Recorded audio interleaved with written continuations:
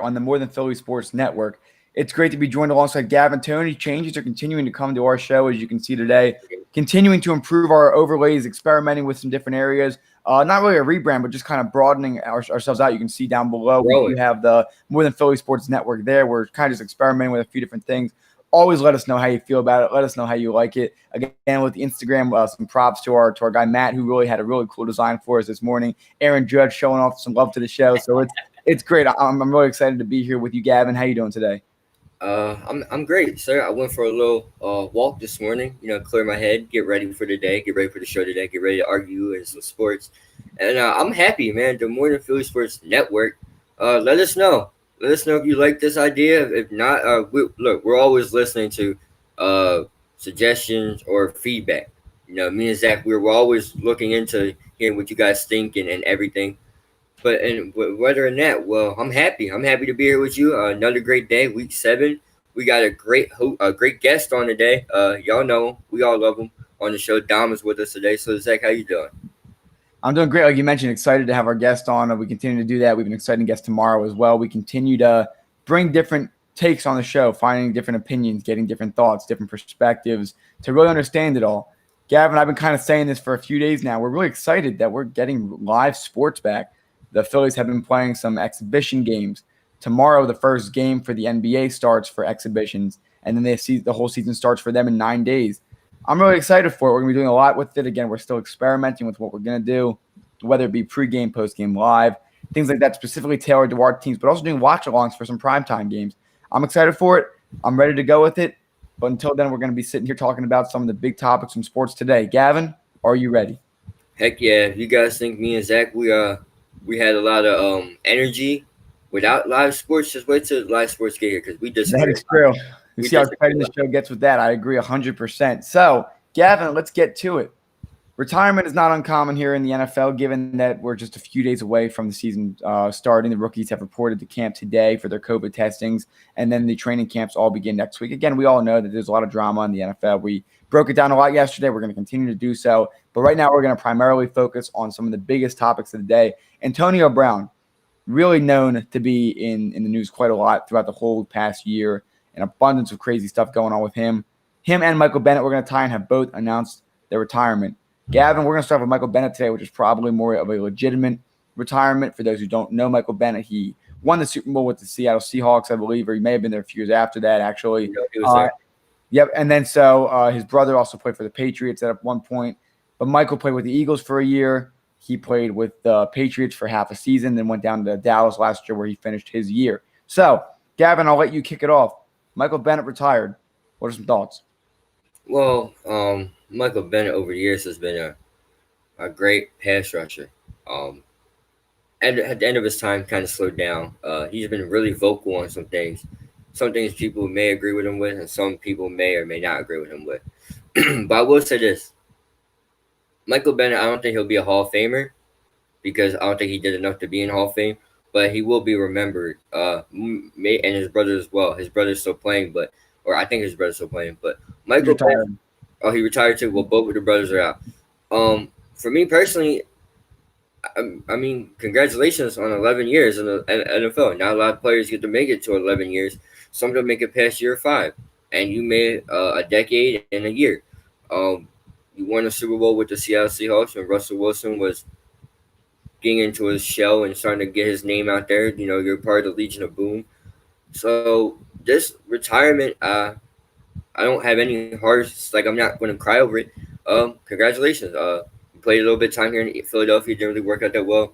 You go to Dallas. Or no, you go to New England. Then you end up in Dallas. And, well, so you went to Dallas. I kind of stopped following you. But congratulations on 11-year career, man.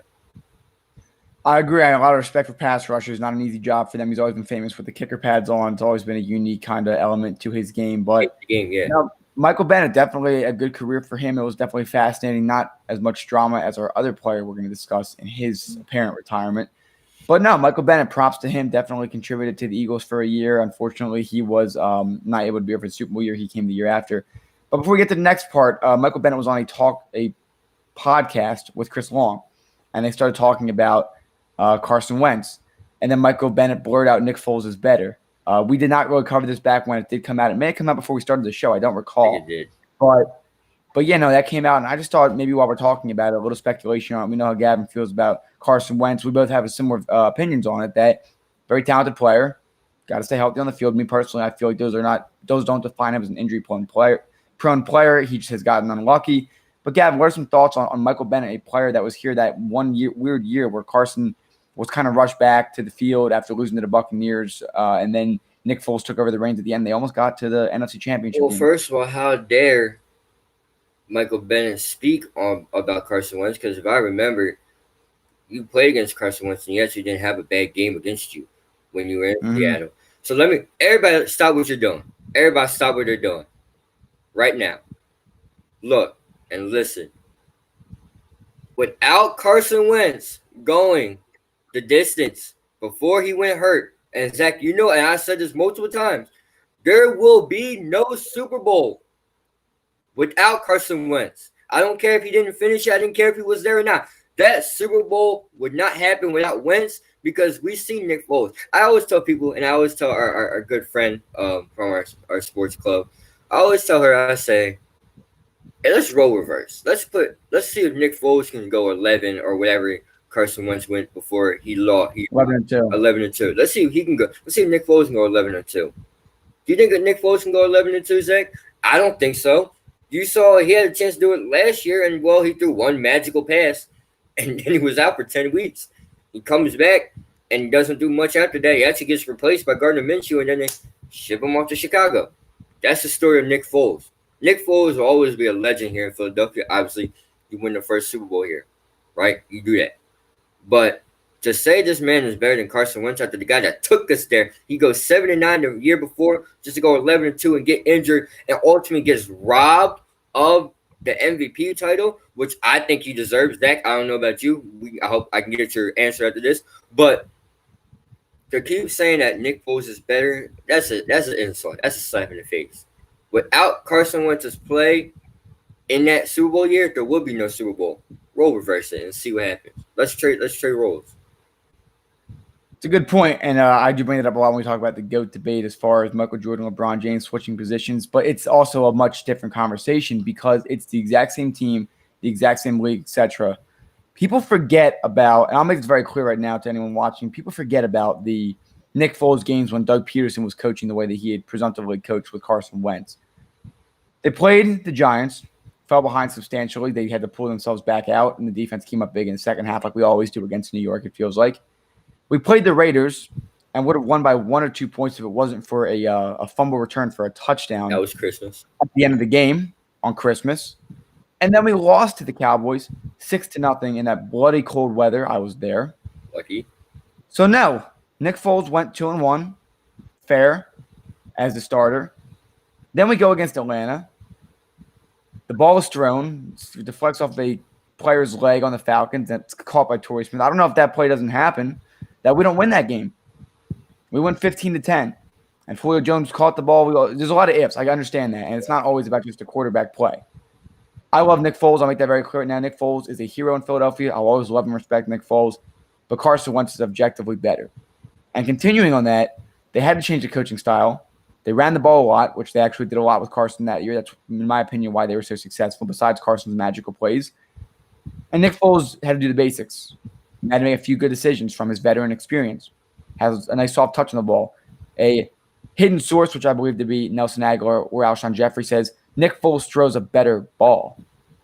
Nick Foles is a better leader in the locker room. Nick Foles is this. Nick Foles is that. I have 2 arguments against that, and I can probably ramble about this all day. So, Gavin, at some point, you're going to have to stop me so we can get time for our awesome guest today. I'm not but here.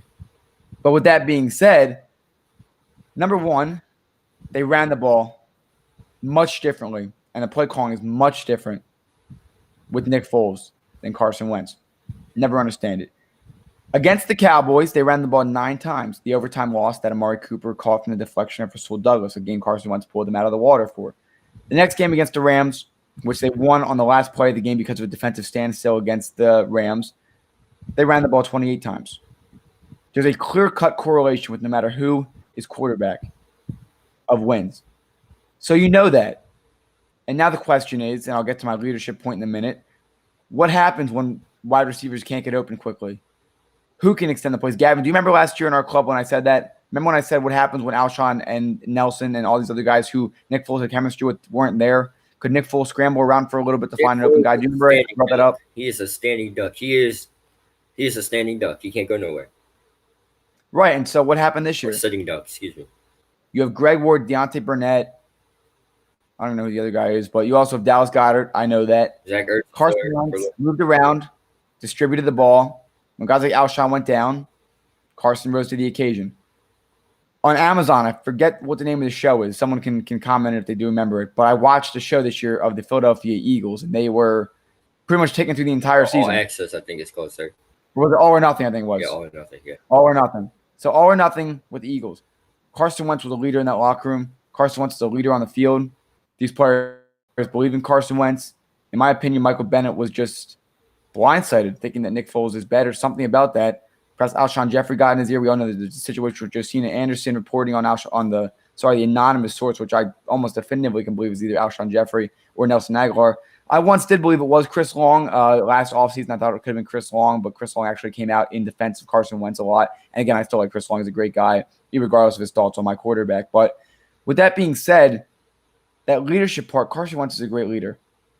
And again, and Gavin, you can agree with me on this. It's not a shot at Nick Foles when we say Carson Wentz is better. It's a compliment of how great of a player Carson Wentz is. Well, you're not wrong by that, but I don't kind of see it as a shot either. But I see it, and it could be a shot in multiple ways. Remember, Nick Foles has been in the league and been on so many teams, and he's only been to, one playoff appearance? That he actually, two. But not counting Carson Wentz's playoff appearance because – So you're getting a second. So, yeah, second so one. I'm thinking just one, really. And if I go back to 2017, Zach, let's go through those games. Nick Foles didn't have a hot start at all versus Atlanta. Not one. A few magical plays and Jalen Mills locking up Julio Jones at the end or Julio Jones missing the ball. We don't win that game. If it wasn't for Patrick Robertson's magical pick six and momentum would not have been swung. We don't know. I mean, we did blow them out that game, so I do give Nick some credit for that one. But no, I get it doesn't start with the defensive effort of the defensive momentum of the front seven or that whole defense entirely, and that magical pick six that ended up changing the momentum of the game. Do we win that game? Do we? So let me backtrack. Let me relax. Carson Wentz has been to the playoffs. Well, I'm gonna say 3 years. Even though it's 2, it's 3 in my opinion. I'm not counting the middle one. He went 5 and 2. 6. Let's go 2 then. I can make excuses for it, but Carson Wentz now. He went 5 and 6 then. Let's go 2. So Nick Foles, he goes, plays the rest of the one season, the year after the Super Bowl, he plays the rest of it, goes to the playoffs, beats, thank you, Cody Parkey, he beats the Bears. He goes on to lose to the Saints. Obviously, not his fault. I think it's more Alshon Jeffrey not catching the ball. And there's some other factors in it as well. Defense played well at the beginning of the game. The offense froze after the first quarter. They were 14-0 after the first quarter. So, having said all that, Carson Wentz has been got robbed of one playoff appearance because he was hurt. But I kind of deem him because he was going no matter what. He was 11-2. That's it. Yeah, they were on their way to win 13. He was going no matter. If he had one drive in the Cowboys game, he probably would have scored. So we can speculate. So he was going no matter what. So that's one playoff appearance. I'm counting on as one. Last year, that's Nick Foles, and then this year, Carson Wentz, that's 2. Obviously, we know what happened. David Clowney happened. I forgive him. I hope others do forgive him as well. You only forgive him because you know you might get him. Listen. If we get add, no, that's why you went out of your way to say that. I did. I hope others do well, so we can bring it. But anyway, Zach, saying Carson Wentz is better, it's not a shot. But if you look at the numbers, it's a fact. But you can't. But Nick Foles is something that we don't know Carson Wentz can do. The only knock I can say about Carson Wentz and Nick Foles is neither one of them can stay healthy. Neither one. No, I definitely think that it's definitely an issue with this team. It could be Carson's a little bit of an aggressive player. That's why we brought in Jalen Hurts, in my opinion, just to kind of do some of those things. Wins football games, though. It does win football games. It's just, it's just when you get hurt in the wrong situation, it's tough. And so I don't really know how a player can really prove himself. He's not going to win the Super Bowl every year. So if you're getting hurt in years where if you win the Super Bowl one year and then you get hurt the next 2 years and you win the Super Bowl after that, I'd be happy with that. But obviously you want to wish harm on nobody. We don't want Carson to go down with an injury. it was just tying it back to the original point. It's just fascinating how Michael Bennett had blurred that out and just kind of wrapping it up here. Gavin, any final statements on that before we get on to talking about your first round draft choice in fantasy? I hate to remind you of it, but Antonio Brown. So, no, Michael Vick, congratulations on a great career, and don't talk about Carson Wentz like that again. You only played 1 year with him. That's not two. And when he played against him with Dallas this year, he lost. So exactly. All right, Antonio Brown, Gavin. This is not taking this serious. Is Antonio Brown retired? Is he done?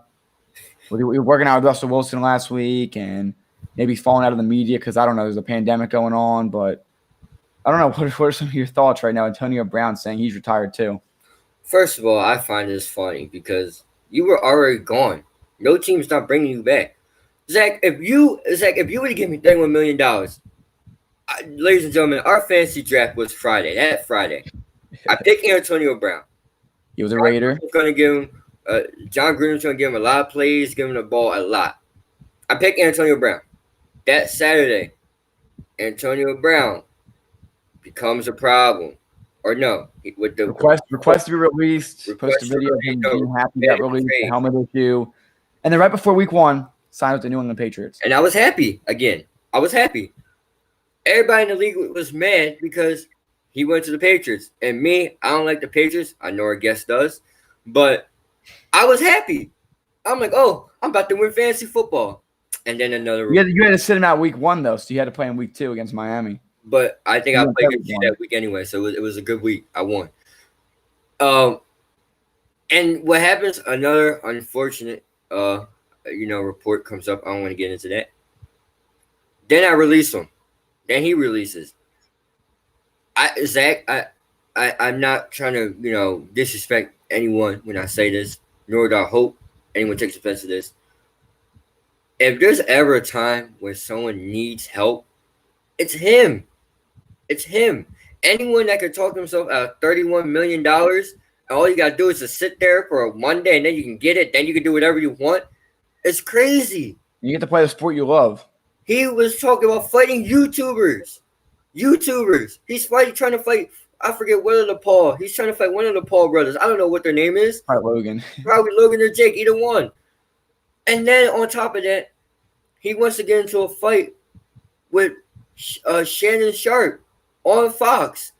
Antonio Brown, if you can hear me, if somehow this gets to him, or if it doesn't, please get some help, man.